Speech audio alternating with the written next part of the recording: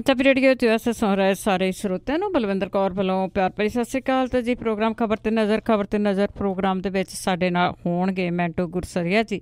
ਉਹਨਾਂ ਤੋਂ ਖਬਰਸਾਰ ਲਵਾਂਗੇ ਜੀ ਪੰਜਾਬ ਦੀ, ਭਾਰਤ ਦੀ, ਖੇਡ ਜਗਤ ਦੀ ਕਿ ਕੀ ਕੁਛ ਵਾਪਰਿਆ ਆ। ਖਬਰਾਂ ਤੋਂ ਪਹਿਲਾਂ ਧੰਨਵਾਦ ਕਰਨਾ ਚਾਹੁੰਦੇ ਹਾਂ ਸਾਡੇ ਸਪਾਂਸਰਸ ਜਿਨ੍ਹਾਂ ਨੇ ਇਸ ਪ੍ਰੋਗਰਾਮ ਨੂੰ ਸਪਾਂਸਰ ਕੀਤਾ, ਆਪ ਸਭ ਤੱਕ ਪਹੁੰਚਾਇਆ ਜੀ।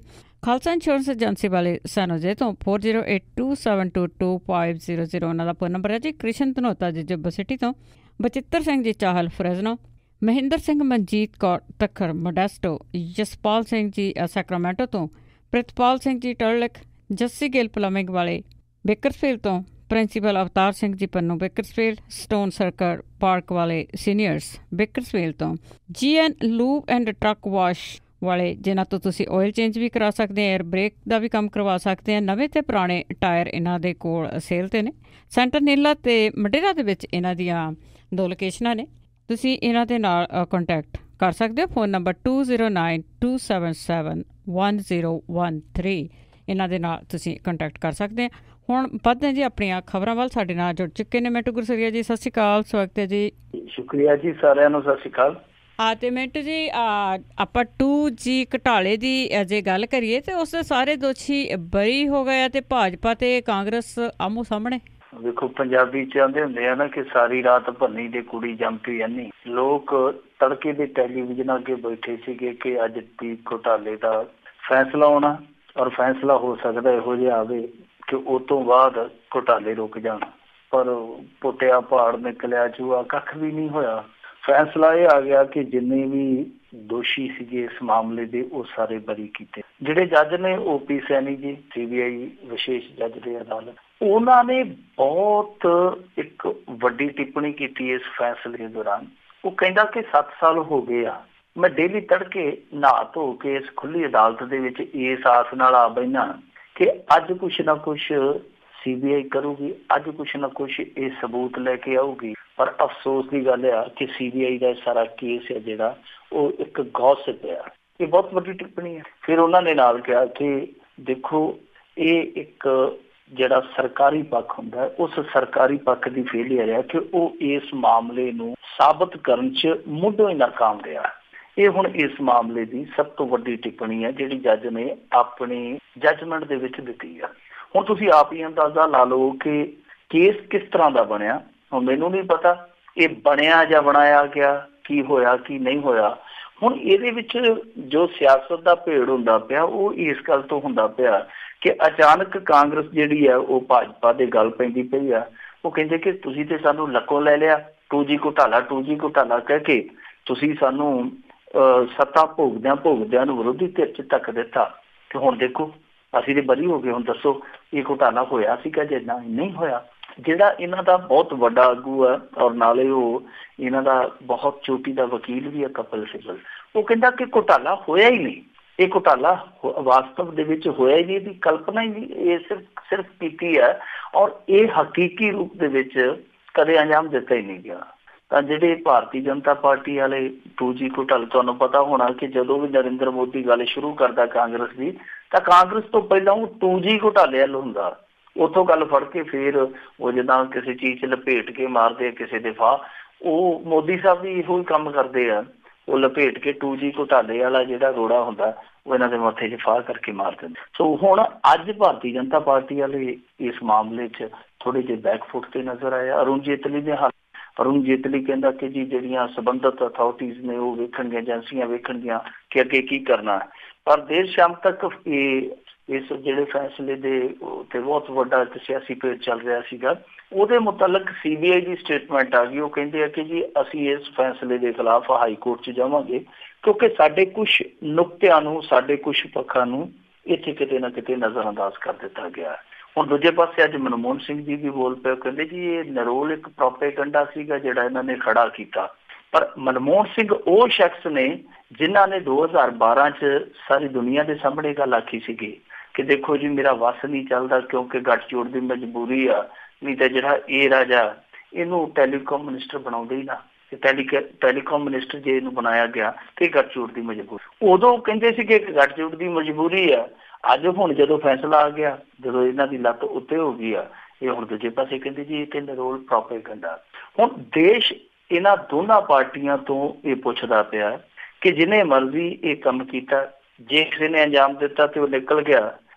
ਇਹ ਲੋਕ ਜਵਾਬ ਮੰਗਦੇ ਪਏ ਆ ਕਿ ਆਖਰ ਉਹ ਨਿਕਲ ਕਿਵੇਂ ਗਿਆ ਏਡਾ ਵੱਡਾ ਘੁਟਾਲਾ ਕਰਕੇ, ਕਿਉਂਕਿ ਇਹ 1,76,000 ਕਰੋੜ ਦਾ ਘੁਟਾਲਾ ਸੀ। ਤੇ ਜੇ ਇਹ ਘੁਟਾਲਾ ਹੋਇਆ ਹੀ ਨਹੀਂ, ਫਿਰ ਕਿਵੇਂ ਇੱਕ ਹਵਾਈ ਕਿਲਾ ਉਸਾਰ ਕੇ 8-10 ਸਾਲ ਨਾ ਸਿਰਫ ਅਦਾਲਤਾਂ ਦਾ ਕੰਮ ਕਰ ਪ੍ਰਭਾਵਿਤ ਕੀਤਾ ਗਿਆ, ਉਹਨਾਂ ਦਾ ਟਾਈਮ ਵੇਸਟ ਕੀਤਾ ਗਿਆ, ਬਲਕਿ ਦੇਸ਼ ਨੂੰ ਵੀ ਸੁੱਕਣੇ ਪਾਈ ਰੱਖਿਆ ਕਿ ਅੱਜ ਘੁਟਾਲੇ ਦਾ ਫੈਸਲਾ ਹੋਊ, ਅੱਜ ਘੁਟਾਲੇ ਦਾ ਫੈਸਲਾ ਹੋਊਗਾ।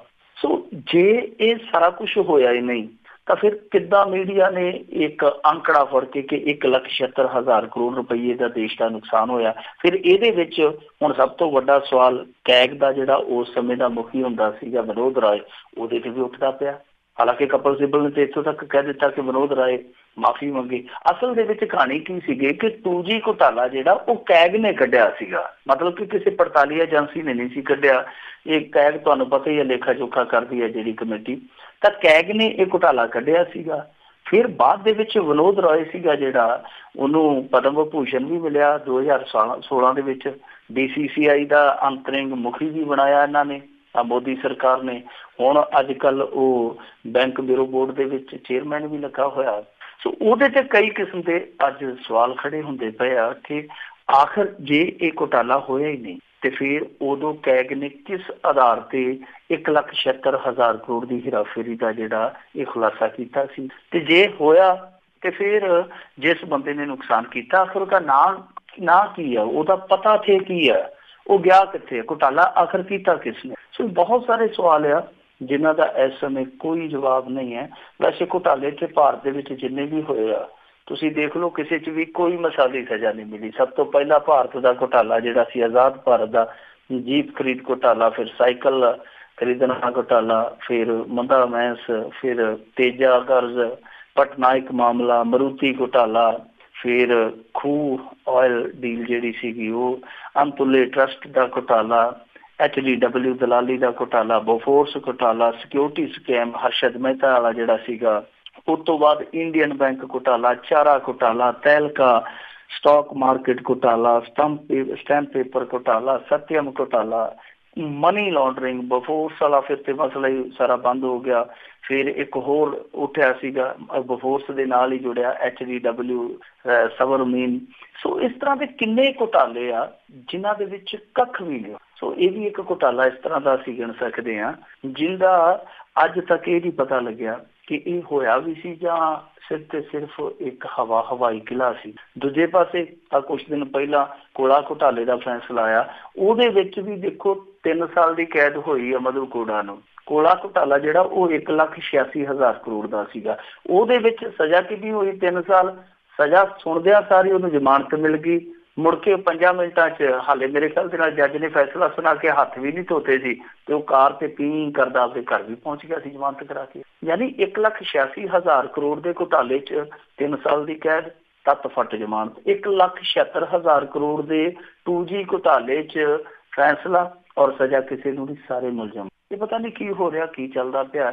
ਜੇ ਇਹੋ ਹਿਸਾਬ ਕਿਤਾਬ ਚੱਲਦਾ ਰਿਹਾ ਤਾਂ ਮੇਰੇ ਖਿਆਲ ਦੇ ਨਾਲ ਇਹ ਜਿਹੜੇ ਚੋਰ ਹਾਲੇ ਦੁਬਿਧਾ 'ਚ ਬੈਠੇ ਆ ਕਿ ਕੀ ਕਰੀਏ ਜਾਂ ਨਾ ਕਰੀਏ, ਇਹ ਉਹਨਾਂ ਲਈ ਵੀ ਮੈਸੇਜ ਬਣ ਜਾਣੇ ਆ ਕਿ ਫਟਾ ਚੱਕ ਦਿਓ। ਹੁਣ ਅੰਤ ਨੂੰ ਕੀ ਆ, ਜੇ 1-2 ਸਾਲ ਕੈਦ ਵੀ ਹੋਊਗੀ ਤਾਂ ਉਤਲੀ ਅਦਾਲਤ 'ਚੋਂ ਜ਼ਮਾਨਤ ਲੈ ਲਵਾਂਗੇ। ਜੇ 2-4 ਮਹੀਨੇ ਜੇਲ੍ਹ ਵੀ ਕੱਟਣੀ ਪਈ ਤੇ ਕੋਈ ਘਾਟੇ ਵਾਲਾ ਸੌਦਾ ਨਹੀਂ ਹੈ। ਔਰ ਇਹ ਆ ਕਿ ਦੇਖੋ ਕੱਲ ਪਰਸੋਂ ਹੀ ਇੱਕ ਅਖਬਾਰ 'ਚ ਖਬਰ ਲੱਗੀ ਹੋਈ ਸੀ, ਇੱਕ ਸਨੈਚਰ ਨੇ ਮੋਬਾਈਲ ਖੋਇਆ, ਉਹਨੂੰ 5 ਸਾਲ ਦੀ ਕੈਦ ਆ। ਬਹੁਤ ਉਹ ਸੋਸ਼ਲ ਮੀਡੀਆ ਤੇ ਟ੍ਰੈਂਡ ਕਰਦੀ ਪਈ ਆ ਖਬਰ। ਉਹ ਮੇਰੇ ਖਿਆਲ ਦੇ ਨਾਲ ਇੱਕ ਅੰਗਰੇਜ਼ੀ ਅਖਬਾਰ ਦੀ ਖਬਰ ਆ ਕਿ ਮੋਬਾਈਲ ਸਨੈਚਰ ਨੂੰ 5 ਸਾਲ ਦੀ ਕੈਦ ਸੁਣਾਈ ਜਾ ਰਹੀ ਹੈ। ਔਰ ਜਿਹੜੇ ਲੋਕਾਂ ਨੇ ਦੇਸ਼ ਦਾ ਬਹੁਤ ਸਾਰਾ ਸਰਮਾਇਆ ਸਨੈਚ ਕਰ ਲਿਆ ਉਹਨਾਂ ਨੂੰ ਜਾਂ ਤੇ ਛੱਡਿਆ ਜਾ ਰਿਹਾ ਜਾਂ ਬਿਲਕੁਲ ਹੀ ਘੱਟ ਸਜ਼ਾ ਕੀਤੀ ਜਾ ਰਹੀ ਹੈ। ਹੁਣ ਦੂਜੇ ਪਾਸੇ ਇਸ ਮਾਮਲੇ 'ਚ ਹਾਲਾਂਕਿ ਗੱਲਬਾਤ ਥੋੜੀ ਲੰਮੀ ਹੋ ਗਈ ਆ, ਮੈਂ ਇਸ ਨੂੰ ਸਮੇਟ ਦੇਵਾਂ। ਦੂਜੇ ਪਾਸੇ ਚਰਚਾ ਇਹ ਆ ਕਿ ਆਉਣ ਵਾਲੇ ਦਿਨਾਂ ਦੇ ਵਿੱਚ ਕੁਝ ਸਿਆਸੀ ਸਮੀਕਰਨ ਬਦਲੇ ਜਿਹੜੇ ਲੱਗਦੇ ਆ ਉਹ ਹਕੀਕੀ ਰੂਪ ਦੇ ਵਿੱਚ ਬਿਲਕੁਲ ਬਦਲ ਗਏ ਸਾਨੂੰ ਨਜ਼ਰ ਆਉਣਗੇ, ਕਿਉਂਕਿ ਨਰਿੰਦਰ ਮੋਦੀ ਸਾਹਿਬ ਕਰੁਣਾਨਿਧੀ ਦੇ ਘਰ ਗਏ ਸੀਗੇ ਥੋੜਾ ਸਮਾਂ ਪਹਿਲਾਂ। ਕਰੁਣਾਨਿਧੀ ਦੀ ਜਿਹੜੀ ਬੇਟੀ ਹੈ ਕਾਨੀਮੋਝੀ, ਉਹ ਵੀ ਇਸ ਕੇਸ ਦੇ ਵਿੱਚ ਦੋਸ਼ੀ ਸੀਗੀ। ਸੋ ਉਹਦਾ ਉੱਥੇ ਜਾਣਾ ਤੇ ਇੱਥੋਂ ਤੱਕ ਕਰੁਣਾਨਿਧੀ ਨੂੰ ਕਹਿਣਾ ਕਿ ਜੇ ਦਿਲ ਨਹੀਂ ਲੱਗਦਾ ਤੇ ਸਾਹਿਬ ਜੀ ਇੱਦਾਂ ਕਰੋ, ਮੇਰੇ ਇੱਥੇ ਘਰੇ ਆ ਜਾਓ ਦਿੱਲੀ।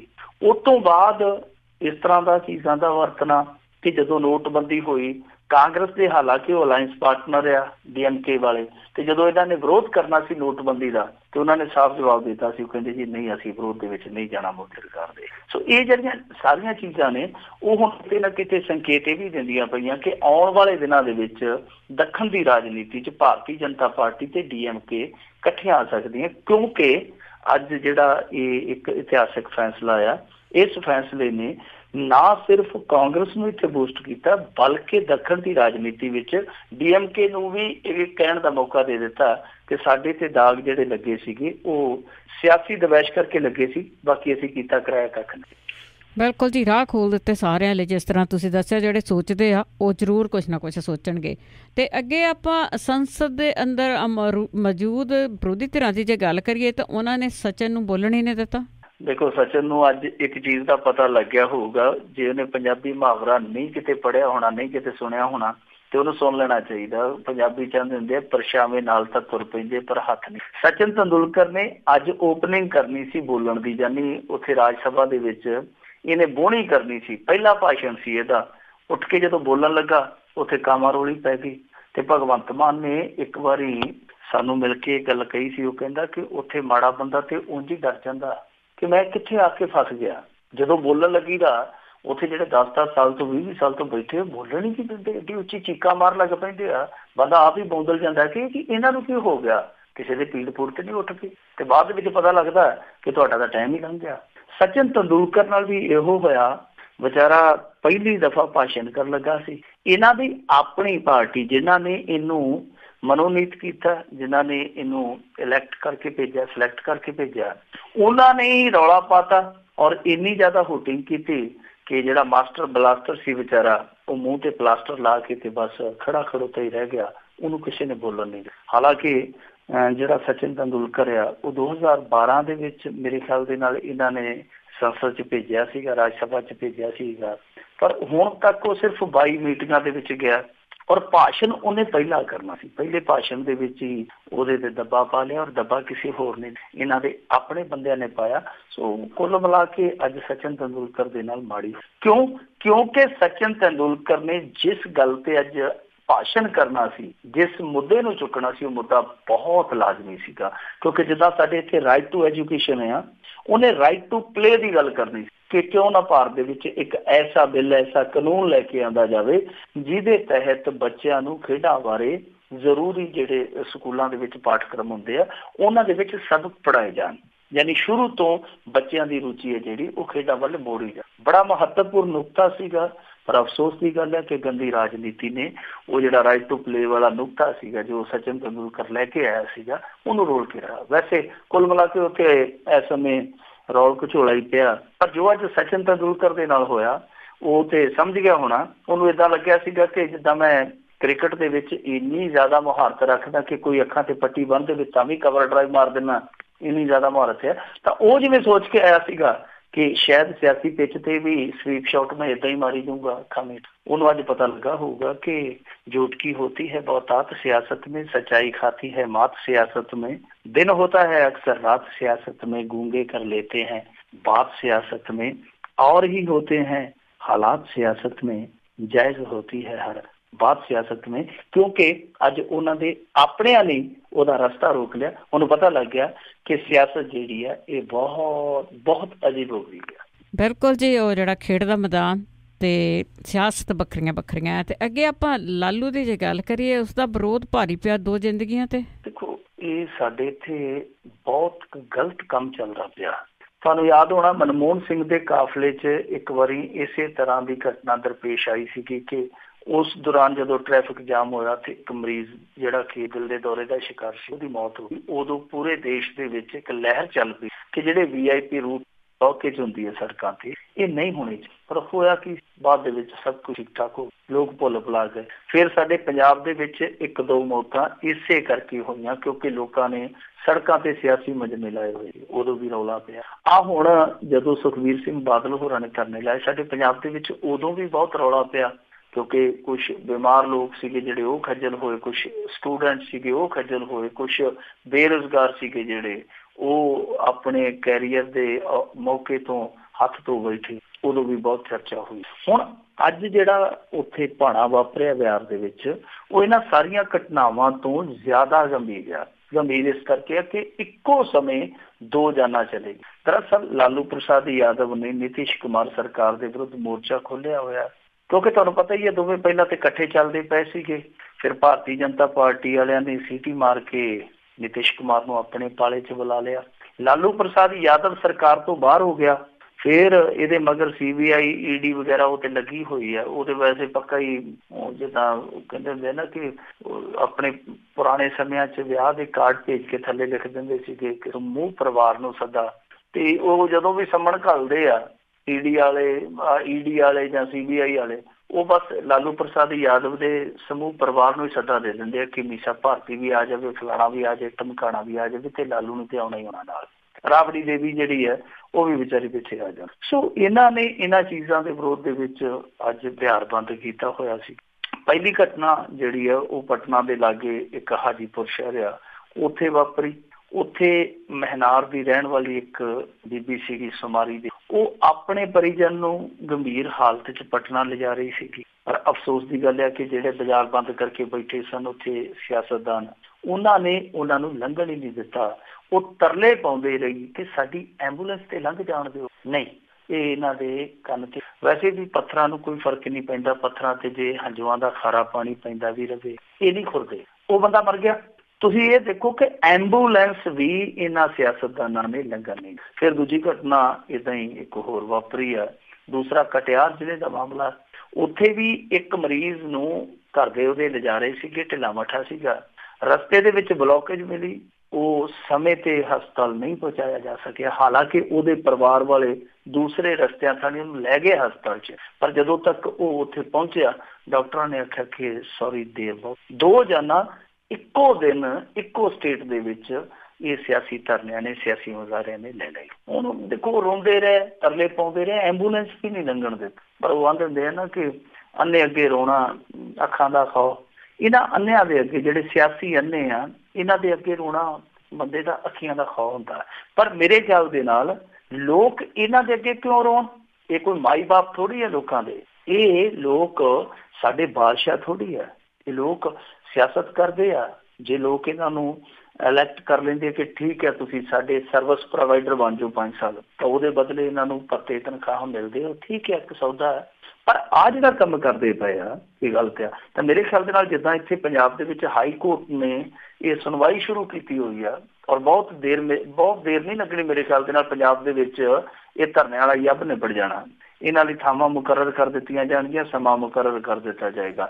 ਤਾਂ ਉਹਦਾ ਸੁਪਰੀਮ ਕੋਰਟ ਨੂੰ ਵੀ ਮੇਰੇ ਖਿਆਲ ਦੇ ਨਾਲ ਸੋ ਮੋਟੋ ਲੈਣਾ ਚਾਹੀਦਾ। ਇਸ ਵਾਰ ਉਹਨਾਂ ਨੂੰ ਆਪ ਇਹ ਦੇਖਣਾ ਚਾਹੀਦਾ ਕਿ ਇਹ ਸਿੱਧੇ ਤੌਰ ਤੇ ਇਹਨਾਂ ਦੇ ਹੱਥੋਂ ਕਤਲ ਹੋ ਰਹੇ ਆ, ਕਿਉਂਕਿ ਇੱਕ ਬੰਦਾ ਬਿਮਾਰ ਆ ਔਰ ਉਹਦਾ ਰਸਤਾ ਬਣਾਉਣਾ ਜਿਹੜਾ ਕਿ ਗਾਈਡਲਾਈਨ ਦੇ ਵਿੱਚ ਵੀ ਆਉਂਦਾ ਕਿ ਐਂਬੂਲੈਂਸ ਨੂੰ ਤੁਸੀਂ ਰਸਤਾ ਛੱਡਣਾ, ਤਾਂ ਉਹਦਾ ਰਸਤਾ ਬਣਾਉਣ ਦੀ ਥਾਂ ਤੇ ਉਹਦਾ ਰਸਤਾ ਰੋਕਣਾ, ਇਹਦਾ ਮਤਲਬ ਸਿੱਧਾ ਹੈ ਕਿ ਤੁਸੀਂ ਉਹਦੀ ਜਾਨ ਲੈ ਰਹੇ ਹੋ। ਸੁਪਰੀਮ ਕੋਰਟ ਨੂੰ ਇਹਨਾਂ ਦੇ ਖਿਲਾਫ ਮੁਕੱਦਮੇ ਦਰਜ ਕਰਨੇ ਚਾਹੀਦੇ। ਔਰ ਦੂਜੀ ਚੀਜ਼ ਇਹ ਆ ਕਿ ਇਹ ਪੱਕੇ ਤੌਰ ਤੇ ਇਸ ਸਮੱਸਿਆ ਦਾ ਕੋਈ ਹੱਲ ਕਰਨਾ ਚਾਹੀਦਾ। ਜਿਹਦੇ 4 ਦਿਨ ਟੂਟੀ 'ਚੋਂ ਪਾਣੀ ਨਹੀਂ ਆਉਂਦਾ, ਉਹ ਵੀ 4 ਬੰਦੇ ਨਾਲ ਲੈ ਕੇ ਤੇ ਜਾ ਕੇ ਹਾਈਵੇ ਮੰਨ ਲੈਂਦਾ। ਇਹ ਭਾਰਤ ਦੇ ਵਿੱਚ ਬਹੁਤ ਪੁੱਠਾ ਜਿਹਾ ਕੰਮ ਚੱਲਦਾ ਪਿਆ।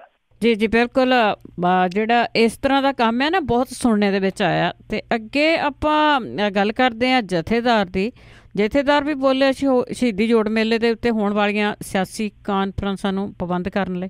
ਦੇਖੋ ਜਥੇਦਾਰ ਕਸੂਤਾ ਫਸ ਗਿਆ ਸੀ ਇਸ ਮਾਮਲੇ 'ਚ। ਅਸੀਂ ਕਿ ਇਸ ਸਮੇਂ ਜਿਹੜਾ ਵਿਰੋਧ ਹੋ ਰਿਹਾ ਇਹਨਾਂ ਸਿਆਸੀ ਕਾਨਫਰੰਸਾਂ ਦਾ, ਉਹ ਦੂਜੇ ਵਿਰੋਧਾਂ ਨਾਲੋਂ ਤੇਜ਼ ਹੈ। ਹਾਲਾਂਕਿ ਜਿਹੜੇ ਵਿਰੋਧ ਪਿਛਲੇ ਅਤੀਤ ਦੇ ਵਿੱਚ ਹੋਏ ਅਸੀਂ ਦੇਖੇ ਆ, ਉਹਨਾਂ ਵਿੱਚ ਵੀ ਵਜ਼ਨ ਸੀਗਾ, ਪਰ ਇਸ ਵਾਰੀ ਇਸ ਦਫਾ ਜਿਹੜਾ ਇਹਨਾਂ ਦਾ ਵਿਰੋਧ ਸੀਗਾ ਬਹੁਤ ਤਿੱਖਾ ਵਿਰੋਧ। ਇੱਕ ਤੇ ਸੋਸ਼ਲ ਮੀਡੀਆ ਤੁਹਾਨੂੰ ਪਤਾ ਹੀ ਆ ਕਿ ਉਹ ਇੱਕ ਬਹੁਤ ਵੱਡੀ ਭੂਮਿਕਾ ਅਦਾ ਕਰਦਾ, ਖਾਸ ਤੌਰ ਤੇ ਪੰਜਾਬੀ ਦੇ ਸਿਆਸੀ ਮਸਲਿਆਂ 'ਚ। ਦੂਜੀ ਚੀਜ਼ ਇਹ ਹੋਈ ਕਿ ਇੱਕ ਮਿੱਤਰ ਸ਼ਾਇਦ ਉਹਨਾਂ ਦੇ ਨਾਂ ਗੁਰਿੰਦਰਪਾਲ ਸਿੰਘ, ਉਹ ਉੱਥੇ ਜਾ ਕੇ ਭੁੱਖ ਹੜਤਾਲ ਤੇ ਬੈਠ ਗਏ।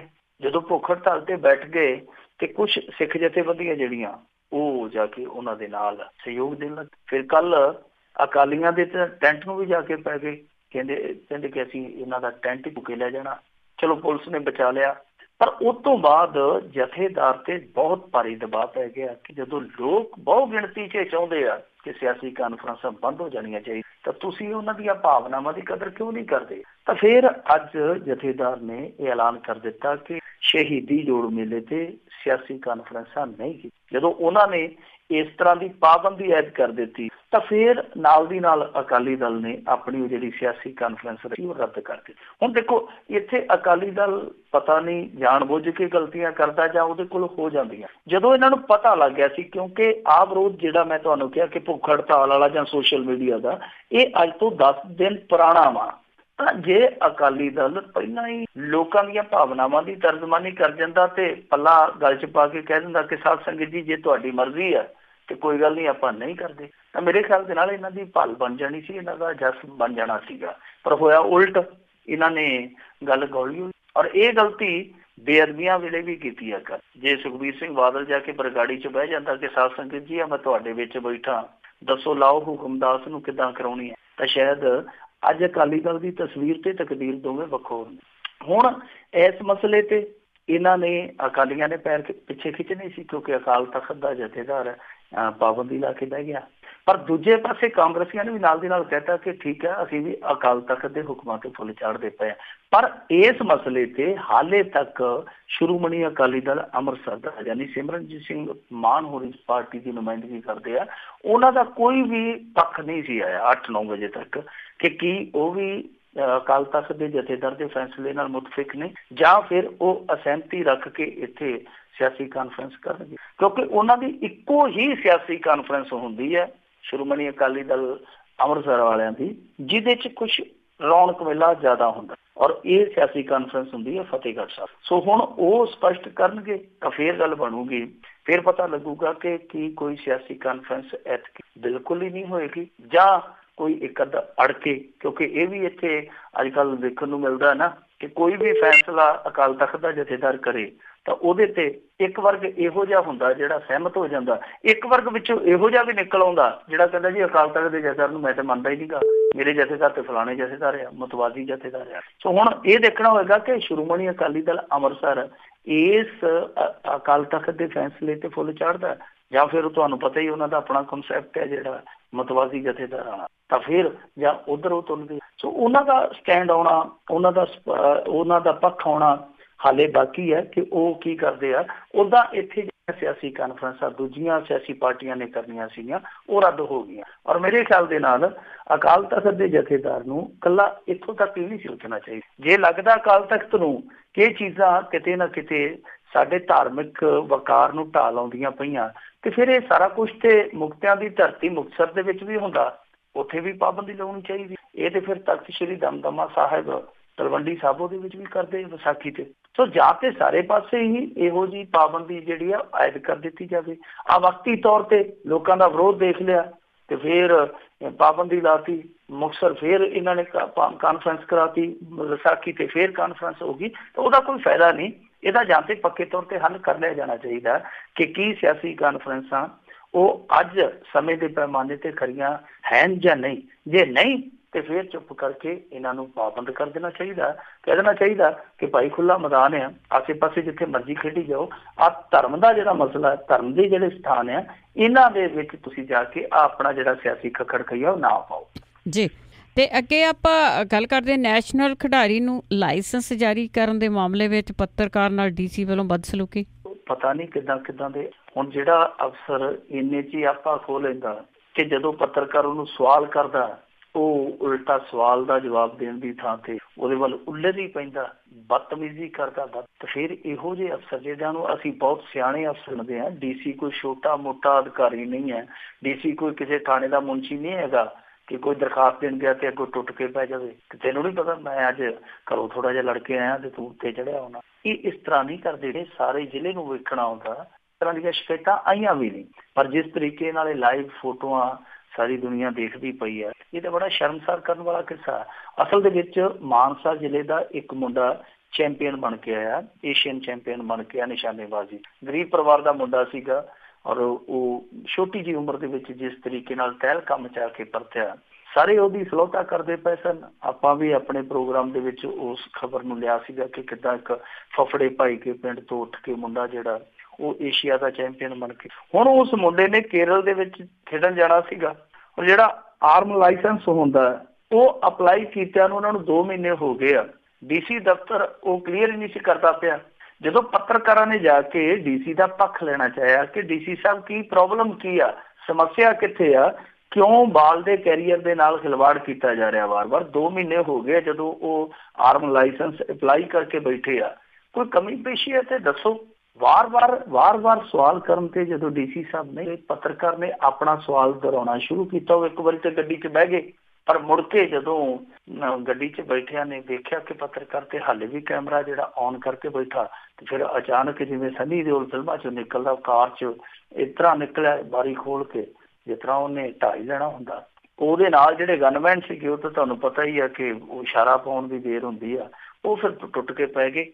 ਉਹਨਾਂ ਨੇ ਕੈਮਰਾ ਕੁਮਰਾ ਜਿਹੜਾ ਉਹ ਹੋ ਕੇ ਕੁਛ ਤੇ ਦੱਸਦੇ ਆ ਕਿ ਟੁੱਟਾ ਵੀ ਹੈ ਕੈਮਰਾ, ਪਰ ਕੁਛ ਲੋਕਾਂ ਦਾ ਕਹਿਣਾ ਹੈ ਕਿ ਪੱਤਰਕਾਰ ਨੂੰ ਨਾ ਸਿਰਫ ਕੈਮਰੇ ਦਾ ਨੁਕਸਾਨ ਝੱਲਣਾ ਪਿਆ, ਬਲਕਿ ਉਹਨੂੰ ਘੰਟਾ 1.5 ਘੰਟਾ ਇਹਨਾਂ ਨੇ ਹਿਰਾਸਤ ਦੇ ਵਿੱਚ ਵੀ ਲਈ ਰੱਖੀ। ਸੋ ਜੀ ਚੈਨਲ ਹੈ ਜਿਹੜਾ ਜੀ ਪੰਜਾਬ ਹਰਿਆਣਾ ਹਿਮਾਚਲ, ਬਹੁਤ ਵੱਡਾ ਚੈਨਲ ਹੈ, ਖੇਤਰੀ ਚੈਨਲ ਹੈ ਜਿਹੜਾ ਸਾਡਾ ਇੱਥੋਂ ਦਾ, ਉਹਦਾ ਪੱਤਰਕਾਰ ਸੀਗਾ ਬਲਦੇਵ ਸ਼ਰਮਾ, ਜਿਸ ਨੂੰ ਇਹਨਾਂ ਡਿਟੇਨ ਕਰੀ ਰੱਖਿਆ। ਹੁਣ ਇਹਦਾ ਰੌਲਾ ਪੈਂਦਾ ਪਿਆ, ਪਰ ਇੱਥੇ ਬਦਕਿਸਮਤੀ ਇਹ ਆ ਕਿ ਦੇਖੋ ਇਸ ਤਰ੍ਹਾਂ ਦੇ ਜਿਹੜੇ ਬਦਮਿਜ਼ਾਜ ਅਫਸਰ ਆ, ਜਿਹੜੇ ਬਦਤਮੀਜ਼ ਅਫਸਰ ਆ, ਉਹ ਇਸ ਕਰਕੇ ਵੀ ਹੈਵੀ ਹੋ ਜਾਂਦੇ ਆ, ਹਾਵੀ ਹੋ ਜਾਂਦੇ ਆ, ਕਿਉਂਕਿ ਇੱਥੇ ਪੱਤਰਕਾਰਾਂ ਦਾ ਕੋਈ ਸੰਗਠਨ ਨਹੀਂ, ਕੋਈ ਏਕਾ ਨਹੀਂ, ਔਰ ਨਾ ਹੀ ਸਰਕਾਰ ਪੱਤਰਕਾਰਾਂ ਦੇ ਹੱਕ 'ਚ ਖੜਦੀ ਹੈ। ਹੁਣ ਸਿੱਧੇ ਤੌਰ ਤੇ ਇਹ ਸਾਬਤ ਹੁੰਦਾ ਪਿਆ ਕਿ DC ਨੇ ਬਦਤਮੀਜ਼, ਪਰ ਹਾਲੇ ਤੱਕ ਸਰਕਾਰ ਵੱਲੋਂ ਕੋਈ ਵੀ ਪ੍ਰਤੀਕਰਮ ਨਹੀਂ ਆਇਆ, ਕੋਈ ਵੀ ਪ੍ਰਤੀਕਿਰਿਆ ਨਹੀਂ ਆਈ ਕਿ ਹਾਂ ਭਾਈ ਅਸੀਂ ਅਫਸਰ ਤੇ ਆ ਕਾਰਵਾਈ ਕਰਾਂਗੇ, ਵਿਭਾਗੀ ਕਾਰਵਾਈ ਕਰਾਂਗੇ ਜਾਂ ਅਨੁਸ਼ਾਸਨੀ ਕਾਰਵਾਈ ਕਰਾਂਗੇ, ਇਹਨੇ ਗਲਤ ਕੀਤਾ। ਹਾਲੇ ਤੱਕ ਕੋਈ ਵੀ ਸਰਕਾਰ ਦਾ ਪੱਖ ਹੈ ਜਿਹੜਾ ਉਹ ਸਾਹਮਣੇ ਨਹੀਂ। ਤੇ ਪੱਤਰਕਾਰਾਂ ਦੇ ਏਕੇ ਦੀ ਗੱਲ ਉਹ ਤੇ ਤੁਸੀਂ ਛੱਡ ਹੀ ਦਿਓ। ਇੱਥੇ ਉਹ ਕੇਕੜੇ ਵਾਲੀ ਖੇਡ ਆ, ਉਹ ਜਿਵੇਂ ਕਹਿੰਦੇ ਸੀਗੇ ਨਾ ਕਿ ਉਹ ਗਲਾਸਾਂ 'ਚ ਵੱਖੋ ਵੱਖਰੇ ਕੇਕੜੇ ਪਾਏ ਸੀ ਤੇ ਉੱਤੇ ਨਿਗਰਾਨ ਰੱਖਿਆ ਸੀਗਾ, ਤੇ ਇੱਕ ਕੇਕੜਾ ਜਿਹੜਾ ਪਿਆ ਸੀ ਇੱਕ ਗਲਾਸ ਦੇ, ਉਹਦਾ ਜਿਹੜਾ ਇੱਕ ਨਾਲ ਦਾ ਸਾਥੀ ਸੀਗਾ, ਦੋਨੇ ਉਹ ਬਿਲਕੁਲ ਨਿਗਰਾਨੀ ਤੋਂ ਬਿਨਾਂ ਸੀ ਤੇ ਸਾਰਿਆਂ ਤੇ ਨਿਗਰਾਨੀ ਤੇ ਆ 2 ਕਾਤੋਂ ਇਕੱਲੇ ਛੱਡੇ। ਉਹਨਾਂ ਬੜੇ ਗੌਰ ਨਾਲ ਆਖਿਆ, ਮੈਂ ਕਿਹਾ ਦੇਖੋ ਇਹ ਪੰਜਾਬ ਤੋਂ ਆਏ ਆ, ਸਾਨੂੰ ਪਤਾ ਹੈ ਕਿ ਇਹ ਉੱਤੇ ਚੜ੍ਹ ਕੇ ਗਲਾਸ ਚੋਂ ਨਿਕਲ ਸਕਦੇ, ਕਿਉਂਕਿ ਇੱਕ ਚੜ੍ਹਦਾ ਦੂਸਰਾ ਆਪਣੇ ਆਪ ਹੀ ਇਹਨੂੰ ਖਿੱਚ ਲਿਆ। ਸੋ ਇਹਨਾਂ ਦੀ ਨਿਗਾਹ ਰੱਖਣ। ਉਹ ਹਾਲ ਪੱਤਰਕਾਰਾਂ ਦਾ ਇੱਥੇ, ਪੱਤਰਕਾਰਾਂ ਦੇ ਜਿਹੜੇ ਉਤਲੇ ਮੀਡੀਆ ਹਾਊਸ ਉੱਤੇ ਜਿਹੜੇ ਲੋਕ ਬੈਠੇ ਆ, ਉਹ ਇਹਨਾਂ ਨੂੰ ਇੱਕ ਨਹੀਂ ਹੋਣ ਦਿੰਦੇ। ਦੂਜੀ ਸਿਆਸਤ ਹੈ ਜਿਹੜੀ ਉਹ ਪਾੜ ਕੇ ਰੱਖਦੀ ਹੈ, ਜਿਹਦਾ ਨਤੀਜਾ, ਜਿਹਦਾ ਖਮਿਆਜ਼ਾ ਉਹ ਇਸ ਤਰ੍ਹਾਂ ਹੀ ਭੁਗਤਣਾ ਪੈਂਦਾ। ਪਰ ਇਸ ਅਫਸਰ ਨੇ ਜੋ ਕੀਤਾ ਬਹੁਤ ਗਲਤ ਕੀਤਾ, ਇਹਦੇ ਤੇ ਕਾਰਵਾਈ ਹੋਣੀ ਜ਼ਰੂਰੀ ਜੀ। ਤੇ ਅੱਗੇ ਆਪਾਂ ਅਕਾਲੀ ਤੇ ਭਾਜਪਾਈਆਂ ਦੀ ਜੇ ਗੱਲ ਕਰੀਏ, ਅੰਦਰੋਂ ਗਤੀ ਤਾਂ ਕਾਫੀ ਕੁਛ ਚੱਲਦਾ ਸੀ, ਵੀ ਹੁਣ ਮਿਹਣੀ ਲੱਗੇ ਹੋਣ। ਦੇਖੋ ਜਿਹੜੀ ਜਿੱਤ ਹੁੰਦੀ ਹੈ ਨਾ, ਉਹ 100 ਕਮੀਆਂ ਨੂੰ ਲੁਕਾ ਲੈਂਦੀ ਹੈ, ਤੇ ਜਿਹੜੀ ਹਾਰ ਹੁੰਦੀ ਹੈ ਉਹ ਤੁਹਾਡੀਆਂ 100 ਤਾਕਤਾਂ ਨੂੰ ਮੁੜ ਕੇ 100 ਕਮਜ਼ੋਰੀਆਂ ਬਣਾ ਕੇ ਪੇਸ਼ ਕਰਦੀ। ਇਹ ਹਾਰ ਦਾ ਨੁਕਸ ਭਾਰਤੀ ਜਨਤਾ ਪਾਰਟੀ ਤੇ ਅਕਾਲੀ ਦਲ ਦੇ ਗੱਠਜੋੜ ਨੂੰ 2 ਬਹੁਤ ਵੱਡੀਆਂ, 2 ਨਹੀਂ ਮੈਂ ਤੇ ਕਹੂੰਗਾ ਕਿ ਇਸ ਸਾਲ ਦੇ ਵਿੱਚ 3 ਬਹੁਤ ਵੱਡੀਆਂ ਹਾਰਾਂ ਚੱਲਣ। ਇੱਕ ਵਿਧਾਨ ਸਭਾ ਚੋਣਾਂ ਦੀ ਹਾਰ, ਦੂਸਰੀ ਗੁਰਦਾਸਪੁਰ ਉਪ ਚੋਣ ਦੀ ਹਾਰ, ਤੀਸਰੀ ਆਨੇ ਚੋਣਾਂ ਦੀ। ਇਹ 3 ਹਾਰਾਂ ਹੈਟ੍ਰਿਕ ਵੱਜ ਗਈ। ਸੋ ਹੁਣ ਇਹਨਾਂ ਦੀਆਂ ਜਿਹੜੀਆਂ ਤਾਕਤਾਂ ਸੀਗੀਆਂ, ਜਿਹੜੀਆਂ ਆਪੋ ਵਿੱਚ ਦੀ ਇਹਨਾਂ ਦੀਆਂ ਬੇਸ਼ੱਕ ਹੁੰਦੀਆਂ ਵੀ ਆ, ਕਈ ਵਾਰ ਅੱਡੋ ਪੱਟ ਕੀ ਗੱਲਾਂ ਚੱਲਦੀਆਂ ਵੀ ਅੰਦਰ ਖਾਤੇ, ਪਰ ਜਿਹੜੀਆਂ ਇਹਨਾਂ ਦੀਆਂ ਤਾਕਤਾਂ ਕੀ ਸੀਗੀਆਂ ਕਿ ਬਾਹਰੀ ਰੂਪ ਦੇ ਵਿੱਚ ਇਹ ਆਪਣੇ ਅੰਦਰਲੇ ਦਫਾੜ ਨੂੰ ਸਾਹਮਣੇ ਨਹੀਂ ਸੀ ਆਉਣ ਦਿੰਦੇ। ਦੂਜੀ ਤਾਕਤ ਸਭ ਤੋਂ ਵੱਡੀ ਇਹ ਆ ਕਿ ਛੋਟਾ ਮੋਟਾ ਲੀਡਰ ਕੋਈ ਬਿਆਨ ਨਹੀਂ ਸੀ। ਤੀਸਰਾ ਸਭ ਤੋਂ ਵੱਡਾ ਇਹਨਾਂ ਦਾ ਜਿਹੜਾ ਤਾਕਤ ਵਾਲਾ ਪੱਖ ਸੀਗਾ ਜੋੜ ਦਾ, ਉਹ ਇਹ ਸੀਗਾ ਕਿ ਕੌਮੀ ਪੱਧਰ ਤੇ ਜਿਹੜੇ ਰਾਜਨੀਤੀ ਉਹ ਇੱਕ ਮਿੱਕ ਸੀ। ਪਰ ਹੁਣ ਕੌਮੀ ਪੱਧਰ ਦੇ ਜਿਹੜੇ ਰਾਜਨੇਤਾ ਨੇ ਉਹ ਵੀ, ਔਰ ਹੇਠਲੇ ਪੱਧਰ ਦੇ ਜਿਹੜੇ ਛੋਟੇ ਲੀਡਰ ਆ, ਉਹ ਖੁੱਲੇ ਰੂਪ ਦੇ ਵਿੱਚ ਦੂਜੇ ਦੇ ਸਾਹਮਣੇ। ਸੋ ਸੰਕੇਤ ਖਤਰਨਾਕ ਨੇ। ਹੁਣ ਇੱਕ ਮੀਟਿੰਗ ਕੱਲ ਹੋਈ ਆ ਜਲੰਧਰ ਦੇ ਵਿੱਚ, ਉੱਥੇ ਬੀਬੀ ਜਗੀਰ ਕੌਰ ਵੀ ਆਈ ਸੀ। ਤੁਹਾਨੂੰ ਪਤਾ ਜਿੱਥੇ ਬੀਬੀ ਜਗੀਰ ਕੌਰ ਆਈ ਹੋਵੇ ਉੱਥੇ ਫਿਰ ਹਾਂ ਹੱਲਾ ਕੁਛ ਜ਼ਿਆਦਾ ਹੀ ਹੋ ਜਾਂਦਾ। ਇਹ ਜਿਹੜਾ ਅਕਾਲੀ ਦਲ ਦਾ ਸ਼ਹਿਰੀ ਪ੍ਰਧਾਨ ਹੈ ਕੁਲਵੰਤ ਸਿੰਘ ਮੰਨਣ, ਉਹਦੇ ਘਰ ਦੇ ਵੀ ਮੀਟਿੰਗ ਸੀ, ਔਰ ਇਸ ਮੀਟਿੰਗ ਦੇ ਵਿੱਚ ਸਭ ਤੋਂ ਪਹਿਲਾਂ ਕਮਲਜੀਤ ਸਿੰਘ ਭਾਟੀਆ ਬੋਲਿਆ। ਉਹਨੇ ਸਿੱਧੇ ਤੌਰ ਤੇ ਆਖਿਆ ਕਿ ਭਾਰਤੀ ਜਨਤਾ ਪਾਰਟੀ ਦਾ ਜਿਹੜਾ ਉੱਥੋਂ ਦਾ ਮੇਰੇ ਵਾਰਡ ਦਾ ਲੀਡਰ ਉਹ ਸਿੱਧਾ ਹੀ ਮੇਰੇ ਬਰਖਲਾਫ ਭੁਗਤਿਆ। ਇੱਥੋਂ ਤੱਕ ਕਿਹਾ ਕਿ ਮੇਰੇ ਖਿਲਾਫ ਉਹ ਬੰਦਾ ਆਟੇ ਦੀਆਂ ਬੋਰੀਆਂ ਵੰਡਦਾ ਰਿਹਾ ਕਿ ਇਸ ਬੰਦੇ ਨੂੰ ਵੋਟ ਨਾ ਪਾਇਓ, ਆ ਚੱਕੋ ਰਾਸ਼ਨ। ਦੂਸਰੇ ਪਾਸੇ ਇੱਕ ਇਹਨਾਂ ਦਾ ਇਕਬਾਲ ਸਿੰਘ ਹਿੰਸਾ, ਉਹ ਕਹਿੰਦਾ ਕਿ ਮੈਂ ਤਾਂ ਖੁਦ ਵੇਖਿਆ ਕਿ ਜਿਹੜਾ ਭਾਜਪਾ ਦਾ ਮੇਰੇ ਵਾਰਡ ਦਾ ਐਕਸ ਕਾਉਂਸਲਰ ਸੀਗਾ, ਸਾਬਕਾ ਕਾਉਂਸਲਰ, ਉਹ ਤੇ ਕਾਂਗਰਸ ਦੇ ਬੂਥਾਂ ਤੇ ਜਾ ਕੇ ਉਹਨਾਂ ਨੂੰ ਜਲ ਪਾਣੀ ਛਕਾਉਂਦਾ ਪਿਆ ਸੀਗਾ। ਤੀਜੇ ਪਾਸੇ ਵਾਰਡ ਨੰਬਰ 36 ਤੋਂ ਜਿਹੜਾ ਚੋਣਾਂ ਹਾਰਿਆ ਪ੍ਰਵੇਸ਼ ਤਾਗੜੀ, ਉਹਨੇ ਵੀ ਕਿਹਾ, ਕਹਿੰਦਾ ਕਿ ਭਾਜਪਾ ਵਾਲੇ ਸਾਡੇ ਆਪਣੇ ਉਹੀ ਸਾਡੇ ਵਾਰਡ ਦੇ ਵਿੱਚ ਸਾਡੀ ਮੁਖਾਲਫਤ ਸੀਗੇ, ਵਿਰੋਧੀ ਉਮੀਦਵਾਰਾਂ ਦੇ ਨਾਲ ਖੜੇ। ਫਿਰ ਇੰਦਰਜੀਤ ਸਿੰਘ ਸੋਨੂ ਹੈ ਜੇ, ਉਹ ਵੀ ਬੋਲਿਆ ਕਿ ਭਾਜਪਾ ਵਾਲੇ ਸਾਡੇ ਨਾਲ ਨਹੀਂ। ਪਰ ਉਹਨੇ ਇੱਕ ਚੀਜ਼ ਹੋਰ ਕਹੀ ਆ, ਉਹ ਕਹਿੰਦਾ ਕਿ ਠੀਕ ਆ, ਭਾਜਪਾ ਵਾਲਿਆਂ ਨੇ ਜੋ ਕਰਨਾ ਸੀ ਸੋ ਕਰ ਲਿਆ, ਪਰ ਸਾਡੇ ਅਕਾਲੀਆਂ ਦੇ ਵਿੱਚ ਵੀ ਤਾਲਮੇਲ ਦੀ ਘਾਟ, ਤਾਲਮੇਲ ਦੀ ਕਮਤੀ ਨਜ਼ਰ ਆਈ ਹੈ ਸਭ ਤੋਂ। ਤੇ ਵੈਸੇ ਕੁਲਵੰਤ ਸਿੰਘ ਮੰਨਣ ਨੇ ਤੇ ਇੱਥੋਂ ਤੱਕ ਕਹਿ ਦਿੱਤਾ ਕਿ ਦੇਖੋ ਜੀ, ਅਸੀਂ ਜਦੋਂ ਵੀ ਇਹਨਾਂ ਭਾਜਪਾ ਦੇ ਆਗੂਆਂ ਨੂੰ ਜਾ ਕੇ ਗੱਲ ਕਹੀ ਕਿ ਭਾਈ ਸਾਡਾ ਹੁਣ ਸਾਥ ਦਿਓ ਤਗੜੇ ਹੋ ਕੇ, ਤੇ ਇਹਨਾਂ ਨੇ ਉਲਟਾ ਸਾਨੂੰ ਸ਼ਰੇਆਮ ਕਹਿਤਾ ਕਿ ਵਿਧਾਨ ਸਭਾ ਚੋਣਾਂ 'ਚ ਤੁਸੀਂ ਸਾਡੀ ਮੁਖਾਲਫਤ ਕੀਤੀ ਸੀ ਅੰਦਰ ਖਾਤੇ, ਹੁਣ ਸਮਾਂ ਆ ਗਿਆ ਅਸੀਂ ਤੁਹਾਨੂੰ ਉਹ ਬਾਜੀ ਮੋੜਾਂਗੇ। ਤੇ ਇਸ ਤੋਂ ਬਾਅਦ ਫਿਰ ਭਾਜਪਾ ਵਾਲਾ ਜਿਹੜਾ ਰਮੇਸ਼ ਕੁਮਾਰ ਆ, ਉਹ ਵੀ ਕਾਫੀ ਗਰਮ ਹੋ ਗਿਆ। ਉਹਨੇ ਆਖਿਆ ਕਿ ਅਕਾਲੀਆਂ ਨੂੰ ਆਪਣੀ ਹਾਰ ਸਵੀਕਾਰ ਕਰਨੀ ਚਾਹੀਦੀ ਹੈ, ਬਹਾਨੇ ਬਣਾਉਣ ਡਏ ਆ। ਦੂਜੀ ਚੀਜ਼ ਉਹਨਾਂ ਨੇ ਕਹੀ ਆ, ਕਹਿੰਦੇ ਆ ਕਿ ਦੇਖੋ ਜੇ ਅਕਾਲੀ ਦਲ ਨੂੰ ਲੱਗਦਾ ਕਿ ਕਿਤੇ ਨਾ ਕਿਤੇ ਗੜਬੜ ਆ ਤਾਂ ਫਿਰ ਇਹ ਆਪਦਾ ਪੜਿਆ ਕਰ ਲੈਣ। ਔਰ ਇਸ ਤੋਂ ਪਹਿਲਾਂ ਨਰੇਸ਼ ਗੁਜਰਾਲ ਹੈ ਜਿਹੜਾ, ਉਹ ਵੀ ਆਪਣੀ ਇਹਦੇ ਵਿੱਚ ਮੋਦੀ ਸਾਹਿਬ ਨੂੰ ਵੀ ਇੱਕ ਤਰ੍ਹਾਂ ਨਾਲ ਕਹਿ ਲਈਏ ਕਈ ਸਵਾਲਾਂ ਦੇ ਕਟਹਿਰੇ 'ਚ ਖੜਾ ਕਰ ਗਿਆ। ਤੇ ਇੱਥੋਂ ਤੱਕ ਕਹਿ ਗਿਆ ਕਿ ਜਿਹੜਾ ਅਲਾਇੰਸ ਧਰਮ ਸੀਗਾ ਉਹ ਵਾਜਪਾਈ ਮੋਦੀ ਦੇ ਨਾਲੋਂ ਬਿਹਤਰ ਨਿਭਾਉਣਾ ਸੀ। ਹੁਣ ਜਦੋਂ ਮੋਦੀ ਸਾਹਿਬ ਕੇਂਦਰ ਦੇ ਵਿੱਚ ਕਾਬਜ਼ ਨੇ ਤਾਂ ਜਿਹੜੇ ਇਹਨਾਂ ਦੇ ਅਲਾਇੰਸ ਪਾਰਟਨਰ ਆ ਉਹਨਾਂ ਨੂੰ ਇਹ ਕਿਤੇ ਨਾ ਕਿਤੇ ਅਣਗੌਲਿਆ। ਫਿਰ ਨਰੇਸ਼ ਗੁਜਰਾਲ ਨੇ ਤੇ ਇੱਥੋਂ ਤੱਕ ਕਹਿ ਦਿੱਤਾ ਸੀਗਾ ਕਿ ਜੇ ਤੁਸੀਂ ਆਪਣੇ ਸਾਥੀਆਂ ਨੂੰ ਭਰੋਸੇ 'ਚ ਨਹੀਂ ਲਓਗੇ ਤੇ ਫਿਰ ਮਤ ਸੋਚਿਓ ਕਿ ਤੁਸੀਂ ਦੁਬਾਰਾ ਰਿਪੀਟ ਹੋ ਜਾਓ। ਯਾਨੀ ਇਹ ਜਿਹੜੀ ਇਹਨਾਂ ਦੀ ਹਾਰ ਆ ਨਿਗਮ ਚੋਣਾਂ ਦੀ, ਉਹ ਤੇ ਆਪਣੀ ਥਾਂ ਤੇ ਇੰਪੈਕਟ ਕਰਦੀ ਪਈ ਆ। ਪਲੱਸ ਜਿਹੜੀ ਭਾਰਤੀ ਜਨਤਾ ਪਾਰਟੀ ਦੀ ਗੁਜਰਾਤ ਦੇ ਵਿੱਚ ਜਿੱਤ ਹੋਈ ਆ, ਕਿਤੇ ਨਾ ਕਿਤੇ ਉਹਨੇ ਵੀ ਇਸ ਰਿਸ਼ਤੇ ਦੇ ਵਿੱਚ ਜਿਹੜੀ ਉਹ ਹੇਠਲੇ ਪੱਧਰ ਤੇ ਧੂਣੀ ਧੁਖਦੀ ਪਈ ਸੀ, ਉਹਦੇ ਵਿੱਚ ਚੁਆਤੀ ਦਾ ਕੰਮ ਕੀਤਾ। ਤਾਂ ਆਉਣ ਵਾਲੇ ਦਿਨਾਂ ਦੇ ਵਿੱਚ ਇਹ ਜਿਹੜਾ ਪਤੀ ਪਤਨੀ ਦਾ ਰਿਸ਼ਤਾ ਸੀਗਾ, ਇਹ ਵੀ ਖਬਰ ਲੈ ਕੇ ਆ ਸਕਦਾ ਕਿ ਮਿਹਣੋ ਮਿਹਣੇ ਹੋਊਗੀ ਪਤੀ ਪੁਰਾਣੀ ਸਾਂਝ। ਸੋ ਇਹ ਤਿਆਰ ਰਹਿਣਾ ਚਾਹੀਦਾ। ਜਿਸ ਤਰੀਕੇ ਦੇ ਨਾਲ ਹੇਠਲੇ ਪੱਧਰ ਤੇ ਇੱਕ ਦੂਜੇ ਦੇ ਖਿਲਾਫ ਇਹ ਦੂਸ਼ਣਬਾਜ਼ੀਆਂ ਕਰਦੇ ਪਏ ਆ, ਲੱਗਦਾ ਕਿ ਹੁਣ ਸਮਾਂ ਆ ਗਿਆ ਕਿ ਪਤੀ ਪਤਨੀ ਸ਼ਾਇਦ ਅਲੱਗ ਹੋ ਜਾਏ। ਕੋਈ ਪਤਾ ਨਹੀਂ ਜੀ, ਇਹ ਡਿਵੋਰਸ ਹੀ ਫਾਈਲ ਕਰ ਦੇਣ। ਤੇ ਅਖੀਰ ਦੇ ਵਿੱਚ ਜਾਂਦੇ ਜਾਂਦੇ ਖੇਡ ਜਗਤ, ਦੇਖੋ ਖੇਡ ਜਗਤ ਦੇ ਵਿੱਚ ਪਹਿਲੀ ਸਭ ਤੋਂ ਵੱਡੀ ਖਬਰ ਇਹ ਹੈ ਕਿ ਫੁੱਟਬਾਲ ਪ੍ਰੇਮੀ ਹੈ ਸ਼ਾਇਦ ਉਹਨਾਂ ਲਈ ਬਹੁਤ ਵਧੀਆ ਖਬਰ ਹੋਈ ਕਿ ਲਗਾਤਾਰ 17 ਜਿੱਤਾਂ ਦਾ ਰਿਕਾਰਡ ਬਣਾ ਮਾਨਚੈਸਟਰ ਸਿਟੀ ਹੈ ਜੀ, ਉਹ ਲੀਗ ਕੱਪ ਫੁੱਟਬਾਲ 2 ਦੇ ਸੈਮੀਫਾਈਨਲ 'ਚ ਪਹੁੰਚ ਗਈ ਆ। ਮੰਗਲਵਾਰ ਰਾਤ ਨੂੰ ਉਹਨਾਂ ਨੇ ਲੀਸਟਰ ਨੂੰ ਪੈਨਲਟੀ ਸ਼ੂਟ ਆਊਟ ਦੇ ਵਿੱਚ 4-3 ਇਹ ਮਾਨਚੈਸਟਰ ਫੁੱਟਬਾਲ ਪ੍ਰੇਮੀ ਬਹੁਤ ਵਧੀਆ। ਇੱਧਰ ਕੋਹਲੀ ਨੇ ਸ਼ਾਹਰੁਖ ਖਾਨ ਨੂੰ ਪਛਾੜ ਕੇ ਆਪਣੇ ਆਪ ਨੂੰ ਭਾਰਤ ਦਾ ਸਭ ਤੋਂ ਵੱਡਾ ਬ੍ਰਾਂਡ ਬਣਾ ਲਿਆ। ਸੋ ਅੱਜ ਜੇ ਬ੍ਰਾਂਡ ਵੈਲਿਊ ਦੇਖੀਏ ਤਾਂ ਇਸ ਸਮੇਂ ਭਾਰਤ ਦੀ ਸਭ ਤੋਂ ਵੱਡੀ ਬ੍ਰਾਂਡ ਵੈਲਿਊ ਹੈ ਜਿਹੜੀ ਉਹ ਬਣੀ ਹੈ ਵਿਰਾਟ ਕੋਹਲੀ ਦੀ। ਤੀਸਰੇ ਪਾਸੇ ਯੂਕੇ ਤੋਂ ਖਬਰ ਆ ਕਿ ਬਰਮਿੰਘਮ ਨੂੰ ਰਾਸ਼ਟਰਮੰਡਲ ਖੇਡਾਂ ਜਿਹੜੀਆਂ 2022 ਚੋਂ ਉਹਦੀ ਮੇਜ਼ਬਾਨੀ। ਪੰਜਾਬ ਬਾਰੇ ਇੱਕ ਖਬਰ ਜਿਹੜੀ ਹੈ ਉਹ ਸੁਹਾਣੀ ਹੈ ਕਿ ਨੈਸ਼ਨਲ ਸਕੂਲ ਖੇਡਾਂ ਚੋਂ ਪੰਜਾਬ ਦੇ ਲਵਪ੍ਰੀਤ ਸਿੰਘ ਸੋਨ ਤੱਕ ਬਣੇ। ਜੀ ਬਹੁਤ ਬਹੁਤ ਧੰਨਵਾਦ ਜੀ। ਜੀ ਸ਼ੁਕਰੀਆ। ਤੇ ਜਿਸ ਤਰ੍ਹਾਂ ਇਸੇ ਦੇ ਨਾਲ ਸਾਡੀਆਂ ਅੱਜ ਦੀਆਂ ਖਬਰਾਂ ਦਾ ਬੁਲਟਨ ਇੱਥੇ ਹੀ ਸਮਾਪਤ। ਅਗਲੇ ਬੁਲਟਨ ਤੱਕ ਬਲਵਿੰਦਰ ਕੌਰ ਵੱਲੋਂ ਆਪ ਸਭ ਨੂੰ ਹੀ ਪਿਆਰ ਭਰੀ ਸਤਿ ਸ੍ਰੀ ਅਕਾਲ।